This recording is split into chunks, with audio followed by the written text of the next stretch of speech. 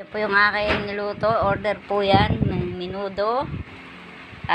Beef caldereta yon. Ito po ang lumpiang sariwa. Yan po siya, oh. 20. Yan po. Order lang po kayo kung sino may gusto. Yan po yung aking lumpiang sariwa. Di pa ako tapos magluto. Ano po yan? Homemade po yan. Na wrapper. Ako po gumagawa yan. Kumakain na po yung aking apo. Dagdagan mo na sauce yung ano mo, lumpia mo. Yeah. Ito po yung paggawa ng ano. Ito pa po yung aking apertada. Hindi ko pa nailagay sa ano, canister. Ito po yung aking ano, lumpiang wrapper.